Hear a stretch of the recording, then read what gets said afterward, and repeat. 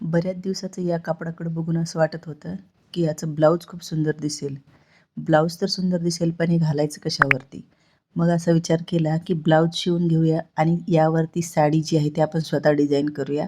त्याआधी ब्लाऊज तरी स्टिच करून ठेवते, म्हणजे साडीचं मला समजेल की साडी नंतर कशी घ्यायची. आणि दुसरं म्हणजे यावरती मग मी लेहंगाही स्टिच करून घेऊ शकते. पण मला लेहंगा सारखा कुठे घालता येणार नाही आणि साडी मात्र कुठेही वापरता येईल.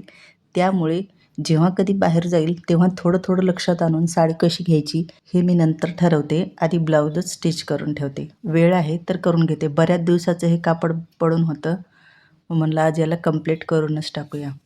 मी प्रिन्स कटमध्ये ब्लाऊज शिवणार आहे.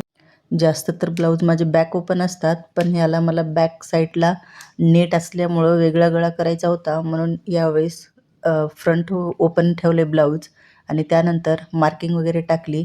पहिल्यांदा फ्रंटची मार्किंग टाकली आणि तेच मार्किंगचं कापड जे आहे ते बॅकला टाकलं. जेवढं एक्स्ट्राचं होतं फ्रंटचं ते फोल्ड करून घेतलं आणि चॉकने मार्किंग करून घेतली आणि हे बॅकचं पण कट करून घेतलं.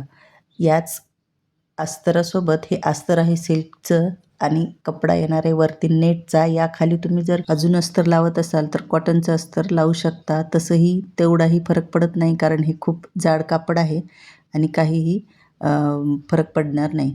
मग मी फ्रंटची कटिंग करून घेतली.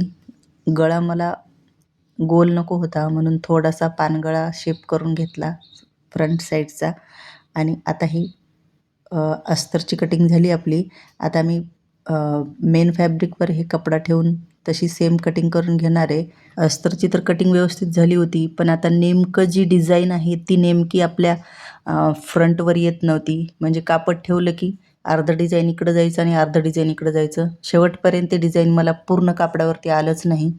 जिथं मी शिलाई मारणार होते त्याच ठिकाणी डिझाईन येत होतं, पण मग म्हणलं जाऊ दे, आता जसं येते तसं कट करून घेतलं. त्यानंतर स्लीव्जसाठी मी फुल स्लीव्ज ठेवणार आहे आणि फुल स्लीव्जसाठी मी पूर्ण माप घेतलं हव्या हाताचं आणि पूर्ण स्लीव्ज आणि त्यावरती परत 3 इंच एक्स्ट्रा ठेवून दिलं आहे. आता ते स्लीव्ज मी नंतर तुम्हाला दाखवतेच, पण आज मी फ्रंटचं तेवढं कंप्लीट करून ठेवणार होते. मग मी सगळे मेन फॅब्रिक आणि अस्तर असे जॉईंट करून घेतले आणि मशीनवर बसले. तोवरच मशीनचे नाटकं सुरू झाले आणि मशीन चालत नव्हती. मग आता आजचं काम उद्यावर.